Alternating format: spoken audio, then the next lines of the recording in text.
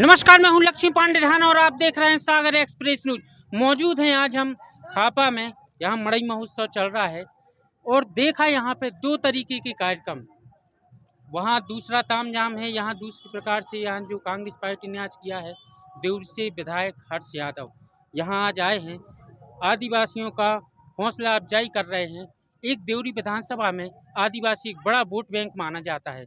अब ये देखते हैं कि आगामी साल में चुनाव है, कौन किसको कितना प्रभावित करता है, क्योंकि यहाँ पे आदिवासी वोट बहुत अहमियत रखता है। हमारे बीच में आज बातचीत होगी देउरी से विधायक हर्ष यादव से। सर्व सुविधा युक्त अनुभवी ट्रेनरों के साथ gents and ladies Sunshine gym. हमारा पता है Malaiya marriage garden, Rajghat road, Tiliwat, Sagar, Madhya Pradesh. नमस्कार भाई साहब, आपका सागर एक्सप्रेस न्यूज परिवार में बहुत बहुत स्वागत है। बहुत बहुत धन्यवाद। क्या देखते भाई साहब, यानी मड़ई की लगातार याद आ रही है।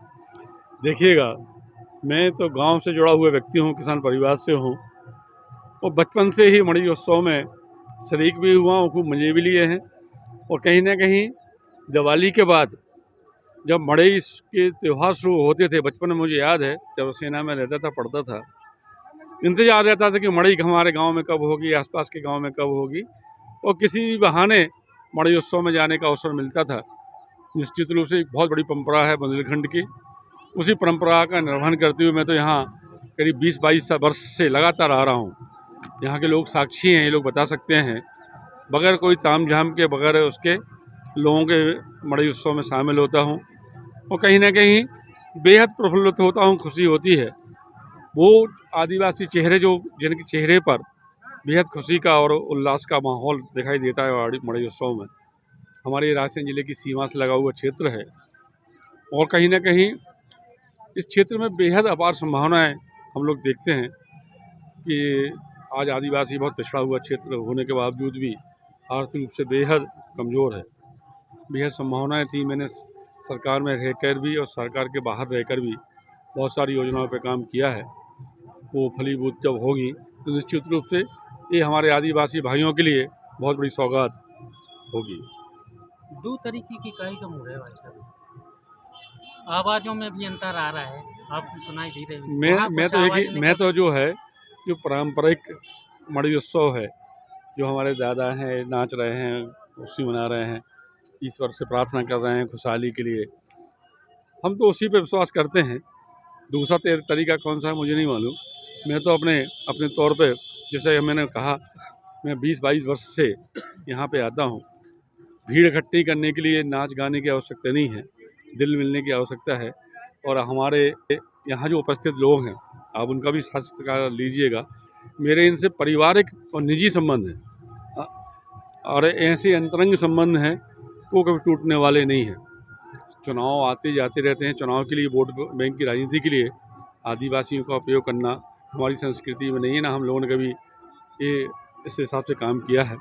मगर कहीं ना कहीं चाहे यहाँ हो चाहे हमारे विधानसभा क्षेत्र में, जब भी मड़ई के जो भी अवसर होते हैं, मेरा प्रयास रहता है मैं अपने साथियों के साथ वहाँ जाता हूँ, उनके रंग में शामिल होता हूँ।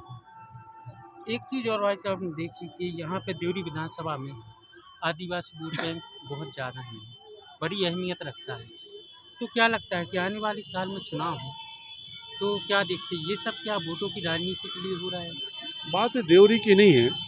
2018 में जब हमारी सरकार बनी तो सर्वाधिक आदिवासी क्षेत्रों से हमारे विधायक जीते थे, कांग्रेस पार्टी के जीते थे, आदिवासी जीते थे। तब से भारतीय जनता पार्टी की चेहरे पर चिंता के भाव हैं, कहीं ना कहीं वो लकीरें दिखाई देती हैं।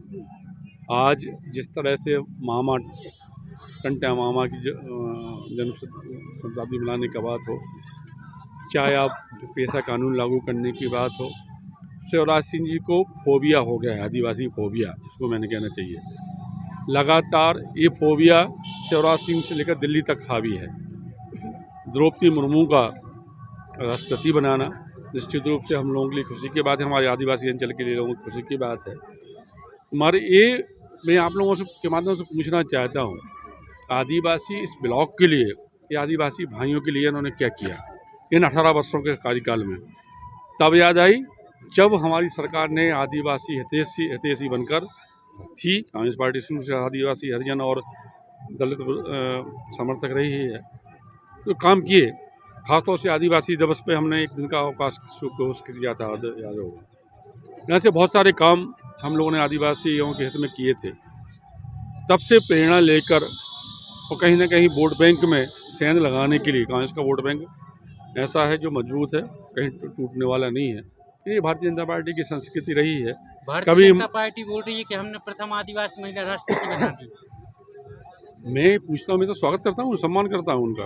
मैं साथ साथ ये भी पूछना चाहता हूँ, आदिवासियों के हित में आपने क्या किया 18 वर्षों के शासन के कार्यकाल में मध्य प्रदेश में, और 8 वर्ष की भारतीय जनता पार्टी के केंद्र सरकार के कार्यकाल में आदिवासियों के हित में क्या किया।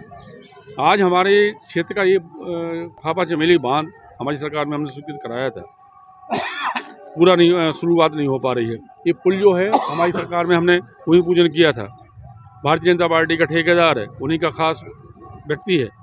पुल बनने से राजस्थान जिले से हम लोगों के संबंध बनेंगे। लोगों की मांग थी, इस क्षेत्र के अंचल के लोगों की मांग थी, रिश्तेदारियाँ थी। आदिवासी विरोधी सरकार है, आदिवासी मानसिकता वाले भारतीय जनता पार्टी के लोग हैं, आदिवासी के तेजी कभी नहीं रहे। वोट बैंक का उपयोग करके, वोट का उपयोग करके बगला के राजनीति करने का मादा रखते हैं और कुछ नहीं। तो पेशा कानून की बात करते हैं ये लोग। पेशा कानून जब हमारी दिग्विजय सिंह जी की सरकार थी तब लागू हुआ था। वन जल जंगल और ज़मीन जिस पे आदिवासी का हक है, हमने शुरू में कहा, शुरू से कह रहे हैं हम लोग।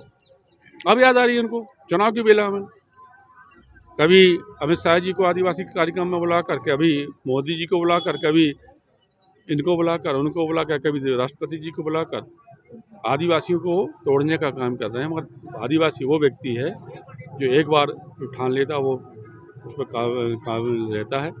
हमारे यहाँ का क्षेत्र का आदिवासी, चाहे वो गीत कराओ, चाहे संगीत कराओ, चाहे प्रलोभन दो, चाहे धन दो, चाहे बल दो, चाहे शराब भरोसो, कुछ नहीं होने वाला।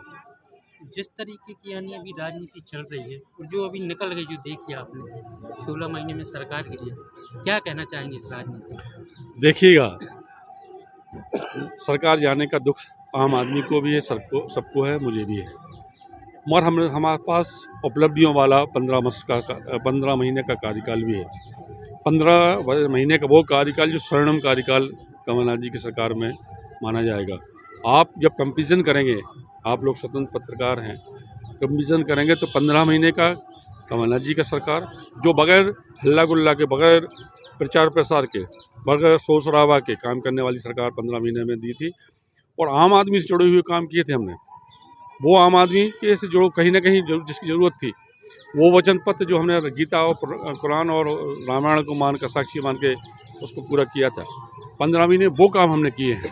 मगर आज पूछिएगा भारतीय जनता पार्टी की सरकार में बेरोजगारी की दर क्या है, महिलाओं पर अत्याचार की स्थिति क्या है, लूट खसूट डकैती भ्रष्टाचार में मध्य प्रदेश देश में नंबर 1 है। आप खुद स्वीकार करेंगे कि भ्रष्टाचार चरम सीमा पे, बीजेपी के लोग स्वीकार करने लगे हैं। लूट की सरकार है, लूटने लगे हैं सब लोग, लूट वूट की सरकार, सब लोग जो है लूटने लगे हैं। और एक कहावत के साथ मैं इस बात पूरी ख़त्म करूँगा। एक कहावत है कि लूट मचे तो अंतकाल पछताएगा, कि लूट मचे तो अंतकाल पछताएगा जब पढ़ा जाएगा छूट। तो वो स्थिति है इन लोगों की। उनको मालूम है कि हमारी ज़मीन खिसक चुकी है और 23 में मध्य प्रदेश में 100% 100% हमारे सब गरीब जनता के आह्वान पर सरकार बनेगी। लास्ट सवाल भाई साहब, 2000 अभी ये विधानसभा चुनाव आने वाला होना है, कितनी सीटें जीत रही है कांग्रेस? 170 प्लस 170 प्लस जाएगा जी। तो हमारी बातचीत हुई देवरी विधानसभा के विधायक हर्ष यादव से। उन्होंने स्पष्ट कहा कि अगर भारतीय जनता पार्टी ने अगर एक आदिवासी महिला को राष्ट्रपति बनाया है तो हम उसका सम्मान करते हैं, हम उसकी बहुत इज्जत करते हैं। लेकिन यहाँ जो विकास कार्यों में जो रुकावट आ रही है, ये सब भारतीय जनता पार्टी के द्वारा आ रही है। यहाँ की जो भी जनता है बहुत परेशान भारतीय जनता पार्टी से। यह हम नहीं, देवरी विधानसभा के विधायक हर्ष यादव ने कहा। हमारे कैमरे के पीछे थे योगेश विश्वकर्मा केसली, राहुल सिंह हिलगन, मैं हूँ लक्ष्मी पांडे राणा, सागर एक्सप्रेस न्यूज केसली।